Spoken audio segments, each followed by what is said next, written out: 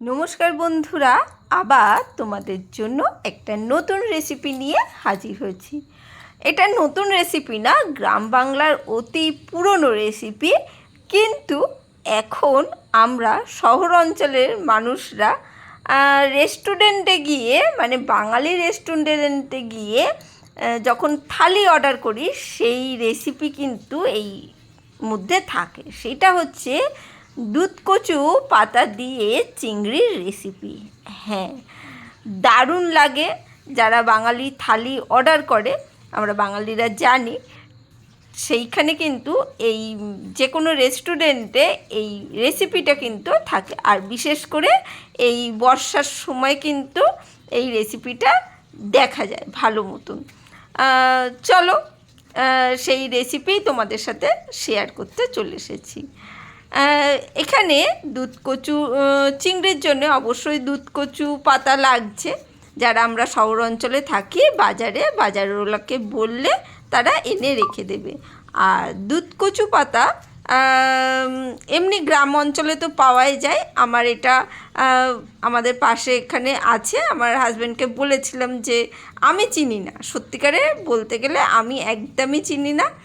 আমার হাজব্যান্ড চেনে, সেই জন্যে ওকে বলেছিলাম যে দেখো জানলে তাহলে আমার জন্য একটু এনে দিও, আমি রেসিপিটা করব।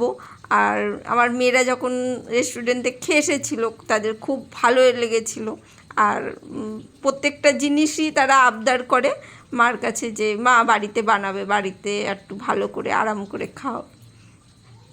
তাই নিয়ে এসেছি দুধকচু পাতা। আর এখানে ডাঁটিগুলো দেখলে, মোটা যে ডাঁটিটা রয়েছে সেটা ওরকম করে কেটে বাদ দিয়ে দিতে হবে। তারপরে পাতাগুলোকে এরকম রোল করে নিয়ে এইভাবে কেটে ফেলতে হবে একদম। আর দুধকচু পাতার একটা ভালো জিনিস হচ্ছে, বলে দিচ্ছি, এটাই কিন্তু হাত গলা কোনো কিছুই কুটকুট করে না বা চলকায় না। সেই জন্যে কোনো অসুবিধা নেই, যে কোনো মানুষ খেতে পারে। যাদের কচু পাতা বা কচু শাক খেতে অসুবিধে হয়, আর যারা ভালোবাসে তাদের তো কিছু বলার নেই, তারা তো ভালোই বাসে। কিন্তু যারা গলা চলকানোর ভয়ে খেতে ভয় পায়, তারা কিন্তু এই দুধকচু পাতাটা খেতে পারবে। এটাই কিন্তু গলা কুটকুট করে না।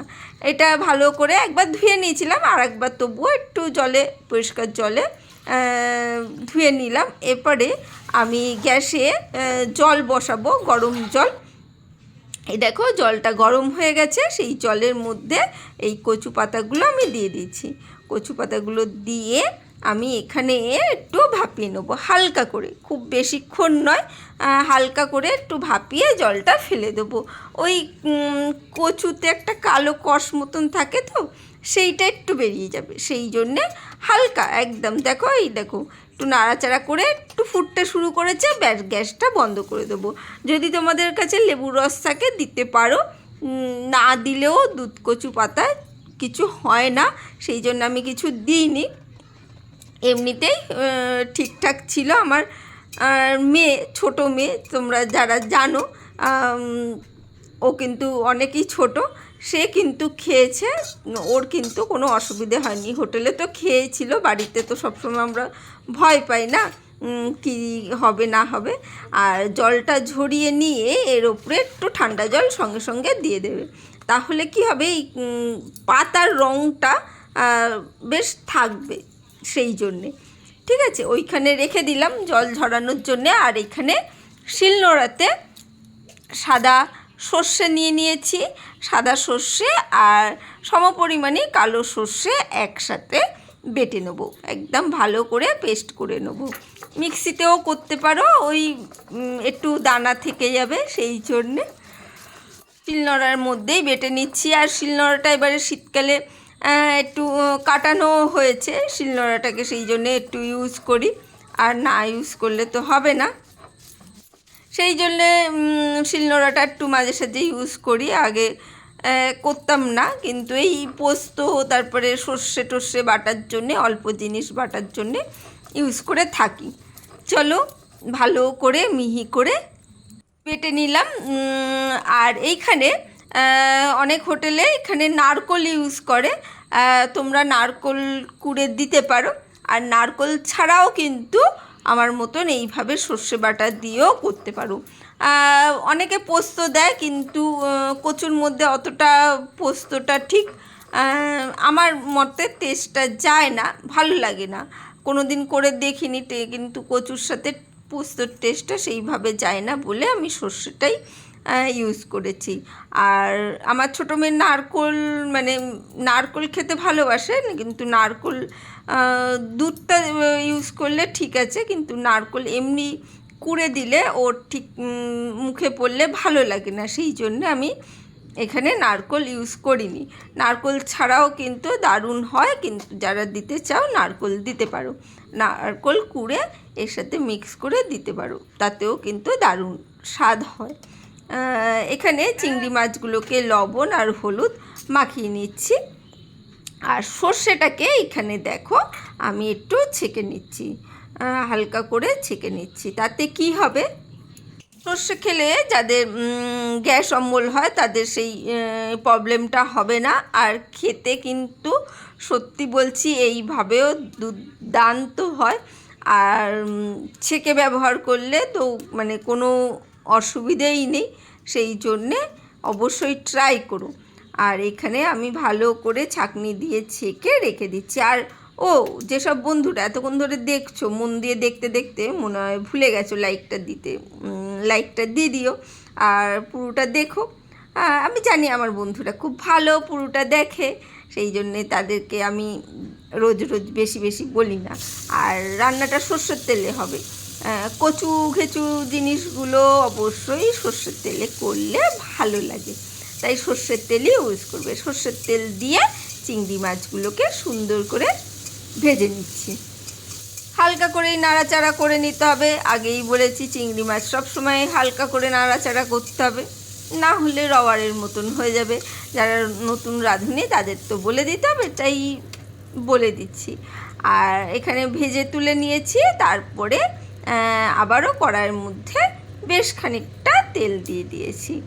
আর তেল দিয়ে একটু তেলটা বেশি লাগছে, পরিমাণটা কম শাকের দেখেইছো, কিন্তু এই এতটুকু জিনিসই কিন্তু আমাদের চারজনের খুব ভালোভাবে খেয়েছি। সরষের তেলের মধ্যে একটু কালো জিরে আর কাঁচা লঙ্কা ফোড়ন দিয়ে দিলাম। কাঁচা লঙ্কা দিয়ে করবে, শুকনো লঙ্কার দরকার নেই, কাঁচা লঙ্কাই দেখবে। আর এখানে কচু শাকগুলো দিয়ে দিলাম। ওই ছাড়তে গিয়ে হাত থেকে ঝুড়িটাই পড়ে যাচ্ছিল তেলের মধ্যে। আর কি বলবো, রান্না করতে গিয়ে ভিডিও করতে গিয়ে অন্তত এই সবগুলো হয়েই থাকে। চলো, কিছু করার নেই। এখানে শাকটা দিয়ে দিয়েছি, হালকা করে নাড়াচাড়া করে হালকা করে লবণ দিয়ে একদম লো ফ্লেমে একটু রেখে দিলাম, যাতে শাকটা একটু নরম হয়। শাকটা কিন্তু আমরা সেদ্ধ করিনি, শাকটা কিন্তু একটু ফুটে উঠলেই কিন্তু জল ফেলে আমরা তুলে নিয়েছিলাম, সেহেতু শাকটা কিন্তু নরম করতে হবে। তাই একটু লবণ দিয়ে হালকা হালকা করে চাপা দিয়ে দিয়ে শাকটাকে রান্না করতে হবে। যারা নতুন করছো তাদের যদি ঠিক করে না বলে দিই তারা তো বুঝতে পারবে না, সেই জন্যে বলে দেওয়া। আর এইখানে অবশ্যই একটু হলুদ গুঁড়ো লাগবে, তাহলে তো কালারটা আসবে না ঠিক করে, সেই জন্যে অবশ্যই একটু হলুদ গুঁড়ো ইউজ করতে হবে। একদম কিন্তু সহজ রেসিপি, কিন্তু একটু ধৈর্য ধরে করতে হবে, আর কিছুই না। তাহলে এবারে যে কোনো দিনে কি করবে সেটা চিন্তা করে নিও। এই নিজে রেস্টুরেন্টে গিয়ে খাবে রেসিপিটা, না বাড়িতে যে কোনো স্পেশাল অনুষ্ঠানে বাড়িতেই করে দেখবে। আমরা শহরে মানুষরা বারবার বলছি, বাজারে যারা কচু শাক বা থোর মোচা এসবগুলো নিয়ে আসে, তাদের কিন্তু যদি বলা হয় তারা কিন্তু এই দুধকুচু পাতা এনে দিতে পারবে।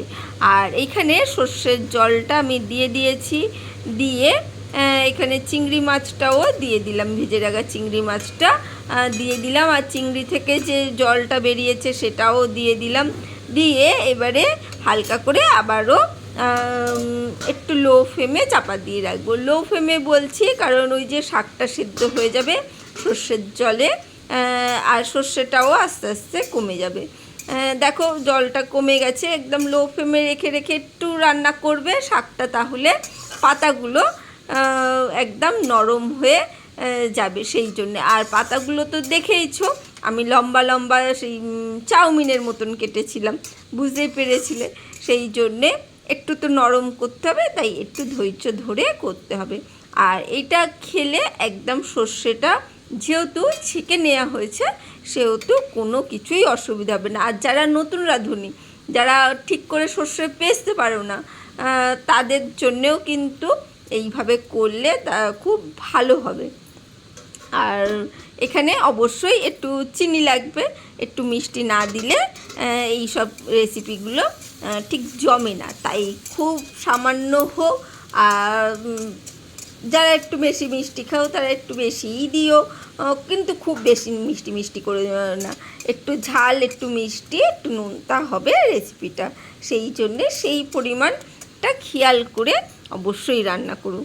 আর এইটা আর কিছুই নেই, এটা একটু নাড়াচাড়া করে শুকনো করে নিতে হবে। বেশ জলটা শুকিয়ে গেলে নাড়াচাড়া করে বেশ শুকনো শুকনো হয়ে যাবে পাতার জলটা, তারপরে কিন্তু নামিয়ে নেবে। আর যে কোনো মানে এটা যেহেতু পুরোনো দিনের রান্না, অথেন্টিক রান্না, সেহেতু একটু কাঁসার বাটিতে সার্ভ করার চেষ্টা করো, বা কাঁসার থালায় ভাত দিয়ে সার্ভ করো, ভালো লাগবে, দেখতেও ভালো লাগবে, আর যে খাবে তারও ভালো লাগবে। আজকের জন্য বাই বাই, টাটা।